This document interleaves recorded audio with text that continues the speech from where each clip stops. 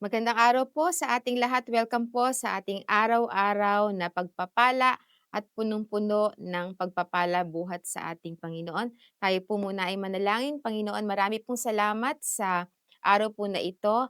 Dalangin po namin, Panginoon, na yung kapayapaan ang maghari sa aming mga buhay, O Diyos. Salamat po sa inyong presensya at pangunguna sa amin sa pangalan ni Jesus. Amen. Amen. So ang title po ng aking devotion ay kalma lang, tamang-tama po sa panahon ngayon na ang panahon po ngayon ay talagang medyo parang nag-uumapoy sa mga balita at kung ano-ano pong mga opinyon na atin pong mga nakikita at natutunghayan sa telebisyon, maging sa mga social media, okay? So sabi po sa salita ng Panginoon sa Psalms 46:10, He says, "Be still and know that I am God. I will be exalted among the nations, and I will be exalted in the earth." Okay, so madalas po itong salitang kalma lang, no, ay naririnig po natin ito when people experience, no, that life is overwhelming.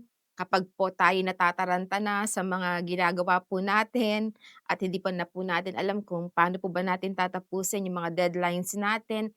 Kapag may mga problema na dumarating po sa ating pamilya or masyadong complicated 'no, yung ating pong mga pinagdadaanan 'no, or masyado tayong nag-aalala 'no, minsan konsolasyon po natin sa ating mga sarili o sa ibang tao 'no, to encourage them, ang salitang kalma lang 'no, medyo nagpapahupa po ito 'no, ng ating pagiging, yung mga pagiging anxious po natin, yung mga alalahanin po natin sa buhay. Pero minsan hindi po gano'n kadali ang maging kalmado lang 'no, madali lang pong sabihin pero minsan 'pag nandun na tayo sa pagkakataon ay minsan 'no, ay, ang hirap po nitong gawin, okay. Pero sabi po ng salita ng Panginoon, "Be still and know that I am God." So isa pong pangkalma sa atin ay manampalataya po tayo, magtiwala tayo na ang Diyos po ay Diyos. He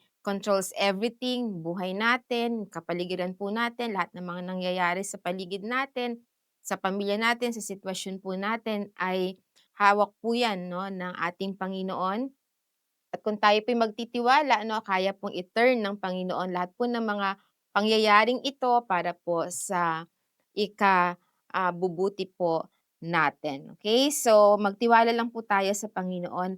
Kapag may mga challenges din or hamon na pinagdadaanan po tayo, tulad po itong naranasan ng ating Panginoong Jesucristo 'no, nung kasama po niya ang kanyang mga disciples, sila po'y natataranta na dahil nandun sila sa bangka at meron po silang nakita 'no, na malaking alon at ang ating Panginoong Hesus po ay ginising nila kasi sila ay nataranta, natakot, nangamba, samantalang ating Panginoong Hesukristo siya po ay natutulog at ginising po nila 'no, at, sabi po nila sa Panginoon na i-rebuke po yung, wind 'no, ano po yung kanilang gagawin.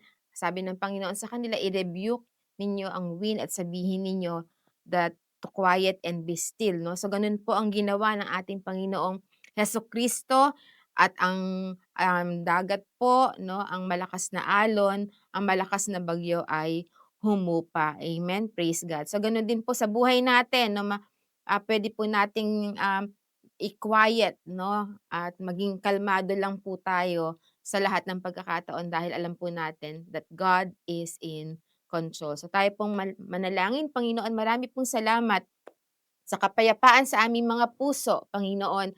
Salamat di kami mag-aalala, Panginoon.